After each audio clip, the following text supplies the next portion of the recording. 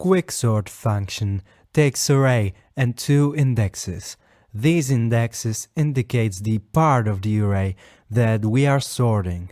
In initial call, this should be 0 and length -1, because the to index is index of last number that we want to sort. When to and from is equal, this means that we have one number to be sorted, and one number is already sorted, so we stop the recursion. If there are more than one number, we do partition.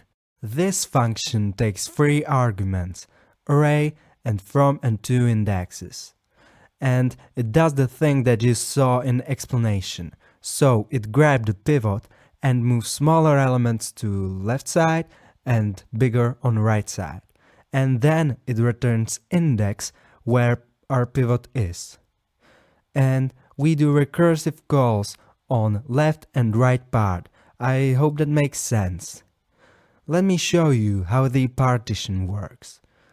When doing partition, we grab the last number and set it as our pivot.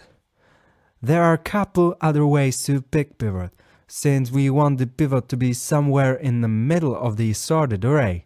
Why? Because then we get the full power of recursion. If pivot is always the smallest number, the pivot will end up on from index, and that way we only have right part, because there are no numbers on left. So the time complexity would be n squared. But if pivot is somewhere in middle, we get better balance between the left and right recursive calls, so the complexity would be n times log n. So the other way to pick a pivot is to pick a few numbers, for example first, last and some number in the middle, and take the median value from them.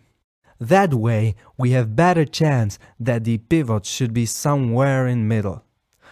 You may try this, but in this implementation I just pick the last number and hope it ends up somewhere in middle.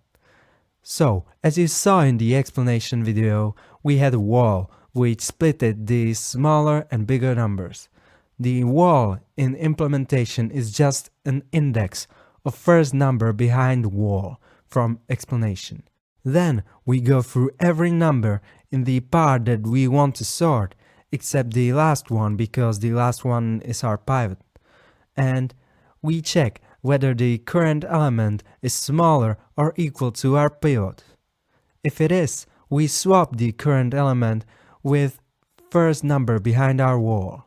And since we have the index of this number in wall variable, we do the classic swap and increment wall. The incrementation is the same as when we moved our wall by one number in explanation video. And after we go through every number, we move our pivot to its correct place by swapping it with first number behind our wall. And since we have the last number already stored in our pivot variable, we don't need the temp variable, we can just rewrite the last element and then set the first number behind our wall to our pivot. Then we return wall because that is the index where our pivot ends up. And we use this index to calculate the from and to indexes in recursive calls. As I said before, you can try to change the way the pivot is picked, so that you take the average from first, last and middle number. And I suggest you pause the video, because in a few seconds I will show you how to do that. Okay, so the idea is to pick first, middle and last number, and then take median value. So first we need function that returns the median value for three values. That is this function. It takes an input array and three indexes. And what it does? It creates a new array which contains these three elements. Sort this new array using selection sort, and then it looks at the middle number, which is just the element on index 1, and checks whether it is the first, middle, or last element, and it returns corresponding index. So we pass to this function 3 indexes and it returns us the index of median value.